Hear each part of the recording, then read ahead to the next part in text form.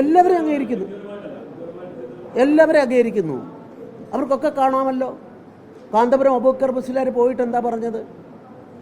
പണ്ട് ഞാൻ പോയ അവസരത്തിൽ എന്നെ ഈ പാർട്ടിയിൽ നിന്ന് പുറത്താക്കണമെന്ന് വരെ പ്രമേയം പാസ്സാക്കിയ ആൾക്കാരുണ്ട് ഈ 30 കൊല്ലം മുമ്പ്. ഇന്ന് കാന്തപുരത്തിൻ്റെ പ്രൈം മിനിസ്റ്റർ ഉൾപ്പെടെയുള്ള ആളുകൾ കൊണ്ടുപോകുന്നില്ലേ? കാരണം അദ്ദേഹം ആഗ്രഹിക്കുന്നു രാജ്യത്തിൻ്റെ വികസനത്തെ എല്ലാവരും വേണം, വോട്ട് മാത്രമല്ല. ക്രിസ്ത്യൻ സഭകളുടെ തലവൻ പോയപ്പോൾ അദ്ദേഹത്തോടും പറഞ്ഞതാ, we are not concerned with your vote. ഈ 21-ാം നൂറ്റാണ്ട് ഇന്ത്യയുടേതാക്കി മാറ്റാൻ 3ാം ലോകശക്തിയായി മാറുന്ന ഒരു രാജ്യം, അത് 1ാം സ്ഥാനത്തേക്ക് എത്തിക്കണം. 140 കോടി ആളുകൾ ഒന്നിച്ചു നിൽക്കണം, എല്ലാ പാർട്ടികളും ഒന്നിച്ചു നിൽക്കണം, എല്ലാ മതങ്ങളും ഒന്നിച്ചു നിൽക്കണം. അതുകൊണ്ടാണ് നരേന്ദ്രമോദിയുടെ വിശാലമായ കാഴ്ചപ്പാട് അദ്ദേഹം ഉൾക്കൊള്ളുന്നത്. അതുകൊണ്ടാണ് കാന്തപുരം കാണണം എന്നാവശ്യപ്പെട്ട അവസരത്തിൽ അതിന് അവസരമുണ്ടാക്കി കൊടുത്തത്. പക്ഷെ കാന്തപുരം പറഞ്ഞത് നിങ്ങളെല്ലാവരും എന്താ മറക്കുന്നത്? ലോകത്ത് ഏറ്റവും കൂടുതൽ മുസ്ലിങ്ങൾ സുരക്ഷിതരായ രാജ്യം നരേന്ദ്രമോദിയുടെ ഇന്ത്യ ആണെന്ന് പറഞ്ഞില്ലേ? മുജാഹിദ് സമ്മേളനം ഇവിടെ നടന്നു, ഞാനായിരുന്നു ഒരു സെഷൻ്റെ ഉദ്ഘാടകൻ. അത് കഴിഞ്ഞപ്പോഴത്തേക്കും വിനയ് വിശ്വവും CPM-ൻ്റെ ആൾക്കാരും കൂടെ പറഞ്ഞു, ഇത് RSSകാരനെ വിളിച്ചിരിക്കുന്നു. അന്ന് മറുപടി പറഞ്ഞത് കോഴിക്കോട്ടെ ഏറ്റവും വലിയ മുസ്ലിം സമൂഹത്തിൽപ്പെട്ട ഏറ്റവും വലിയ സ്വർണ്ണ മേഖലയോട് ബന്ധപ്പെട്ട ആൾ, ലോകത്തെല്ലാം അദ്ദേഹം പോകുന്നതാണ്. അത് നമ്മൾ we are safe in India, ഇന്ത്യയിലാണ് ഏറ്റവും സുരക്ഷിതമായിട്ടുള്ളത്. ഈ 2 പേരെ ഞാൻ കോഴിക്കോട്ടുകാരെ 2 പേരെ ഉദ്ധരിച്ചത്, മറ്റേ നിങ്ങൾക്ക് എല്ലാവർക്കും അറിയാം ആരാ പറഞ്ഞെന്നുള്ളത്. ഞാൻ പോകുന്നതിന് ശേഷം വിമർശിച്ചപ്പം അദ്ദേഹം മറുപടി പറഞ്ഞത് പത്രങ്ങൾ പറഞ്ഞതാണ്. ഇത് അനുഭവമാണ്. അനുഭവത്തിൻ്റെ സാക്ഷ്യപത്രമായിട്ട് പറയുമ്പം സതീശനും പിണറായി വിജയനുമാണോ രാഷ്ട്രീയമായ കാരണങ്ങളാൽ? അതാണ് എൻ്റെ ആക്ഷേപം. വോട്ടിന് വേണ്ടിയിട്ട് ആത്മാവിനെ നഷ്ടപ്പെടുത്തുന്ന മുഖ്യമന്ത്രിയും പ്രതിപക്ഷ നേതാവും അവരുടെ പാർട്ടികളും അവരുടെ മുന്നണികളും, ആ മുന്നണികളുടെ കാപട്യം കപടമുഖം തുറന്നു കാട്ടണമെന്നുള്ളതാണ് ഞാൻ വാസ്തവത്തിൽ ഇതുകൊണ്ട് ഉദ്ദേശിച്ചത്.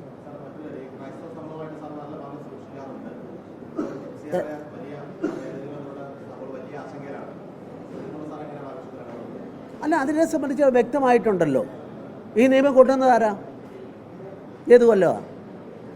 അല്ല, ഈ അല്ല, ഞാൻ നല്ല സ്ട്രോങ് ആണോ അല്ലയോ എന്ന് താങ്കളും ഞാനും അല്ല നിശ്ചയിക്കേണ്ടത്.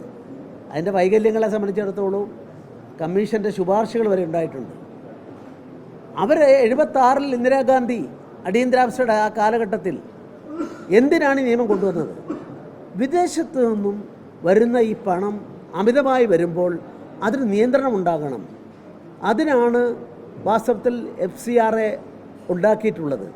പക്ഷെ നടപ്പാക്കേണ്ടി വരുമ്പം സതീശനെ പോലെ പിണറായിയെ പോലെ പീഡിപ്പിക്കൽ രാഷ്ട്രീയം കൊണ്ട് പലരെയും തൃപ്തിപ്പെടുത്താൻ, ഞാനത് മറത്തിൻ്റെ പേര് പറയുന്നില്ല, തൃപ്തിപ്പെടുത്താനായിട്ട് അത് ഉപയോഗിച്ചത് കൊണ്ട് അത് പല്ലില്ലാത്തൊരു നിയമം പോലെ കിടക്കുകയായിരുന്നു. നരേന്ദ്രമോദി കൊണ്ടുവന്ന പുതിയ നിയമമല്ല. ആ നിയമപ്രകാരം നിയമം കൊണ്ടുവന്നു. അതിലിപ്പോഴും കുറച്ചുകൂടി വിപുലപ്പെടുത്തിയിരിക്കുകയാണ്. കാരണം ഒന്നിൻ്റെ റദ്ദ് ചെയ്താൽ ആ റദ്ദ് ചെയ്തവർക്ക് ട്രൈബ്യൂണൽ പോലുള്ള ഒരു സംവിധാനമൊക്കെ വരുന്നു, അതിനെ എക്സ്പാൻഡ് ചെയ്യുന്നു. അതുമായി ബന്ധപ്പെട്ടുള്ള കോൺസ്പിക്കേഷൻ നടപടികൾ അറ്റാച്ച്മെൻ്റ് ഉണ്ടായിക്കഴിഞ്ഞാൽ ചോദ്യം ചെയ്യാൻ സാധിക്കുന്നു. അതുകൊണ്ട് അതിന് ഒരു അപകടവും ഇല്ല എന്നാണ് എൻ്റെ അഭിപ്രായം. പക്ഷേ ഇവിടെ രാഷ്ട്രീയമായിട്ട് ഇപ്പോഴ് തെക്കൻ ജില്ലകളിൽ പോയ അവസരത്തിൽ എനിക്കറിയാം, BJPയോടും NDAയോടും ബന്ധപ്പെട്ടുകൊണ്ട് പൊതുസമൂഹം വരുന്നു, ക്രിസ്ത്യൻ സഹോദരന്മാർ ഉൾപ്പെടെ. അതിന് തടയിടാനുള്ള ഈ നാട്ടിലെ ഏറ്റവും വലിയ നുണപ്രചരണമാണ്, കൃത്രിമമായി ഈ ഇഷ്യൂ കൊണ്ടുവരികയാണ് ചെയ്യുന്നത്. രാഷ്ട്രീയമായ ദുരുദ്ദേശമാണ് അതിന് പിന്നിലുള്ളത്.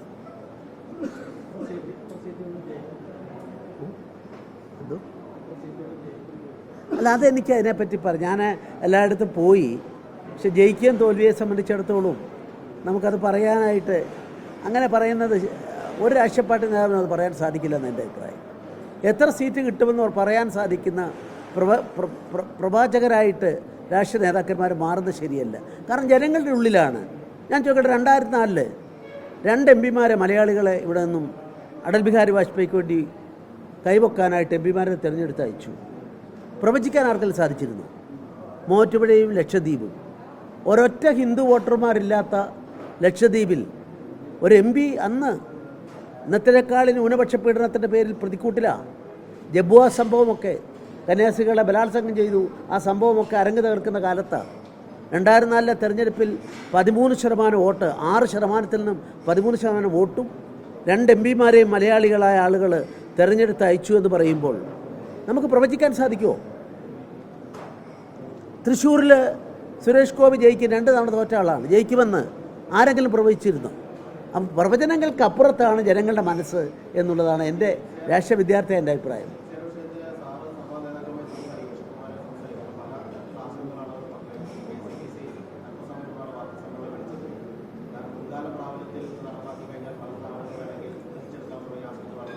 മുൻകാല പ്രാബല്യം എന്നൊരു വാക്ക് അതിലില്ല എന്നാണ് ഞാൻ മനസ്സിലാക്കിയിട്ടുള്ളത്.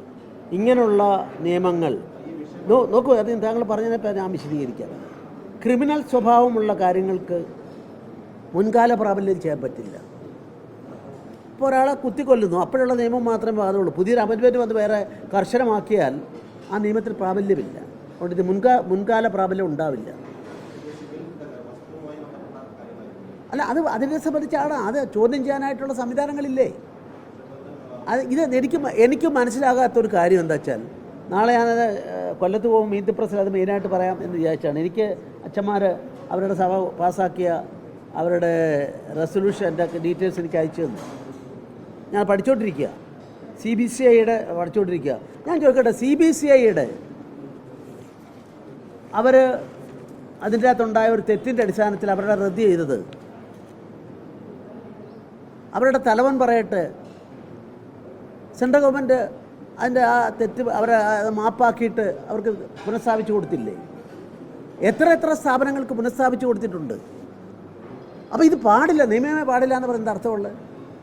അതിനേക്കാൾ എന്നെ വേദനിപ്പിക്കുന്നത് ഇത് ഉദ്യോഗസ്ഥന്മാരാണ് കൈകാര്യം ചെയ്യുന്നത്.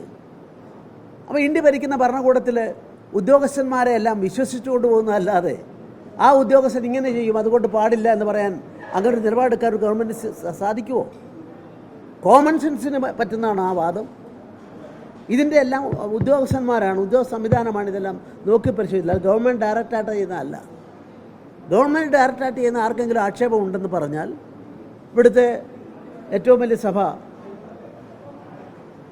ഏഷ്യയിലെ ഏറ്റവും വലിയ സഭ, ഉക്രൈനെ പോലെ തന്നെ 48 ലക്ഷം ജനങ്ങളുള്ള സഭ, ആ സഭയുടെ തലവൻ ഇന്നൊരു തെറ്റ് കാണിച്ചപ്പം അത് തിരുത്തി അതിൻ്റെ അകത്തിൽ ഉണ്ടായ അപാകതയെ മാപ്പ് കൊടുത്തുകൊണ്ട് പുനഃസ്ഥാപിച്ചില്ലേ? പിന്നെ എന്താ വേണ്ടത്? ഇത് വേണ്ടെന്നാണോ? ഈ നിയമം വേണ്ടെന്നാണോ? അങ്ങനെയാണെങ്കിൽ ഞാൻ പറയുന്നു, ഇന്ത്യ ഒട്ടാകെയുള്ള രജിസ്റ്റേർഡ് ഫോറിൻ മണി വരുന്ന സ്ഥാപനങ്ങളുടെ എണ്ണം നോക്കിയാൽ 1-ാം സ്ഥാനത്തുള്ളത് ഹിന്ദുക്കളല്ലേ? മറന്നു നോക്കണമെന്നല്ല ഞാൻ പറയുന്നത്. മറന്നു നോക്കിയാൽ 1-ാം സ്ഥാനത്തുള്ള അവരല്ലേ? മുസ്ലിം സംഘടനകളില്ലേ? സിഖ് സംഘടനകളില്ലേ? ക്രിസ്ത്യൻ സംഘടനകളില്ലേ? അതുകൊണ്ട് ആശങ്കയ്ക്ക് അവകാശമില്ല എന്നാണ് എനിക്ക് ബഹുമാനപ്പെട്ട സഭാ തലവന്മാർ പറയാനുള്ളത്.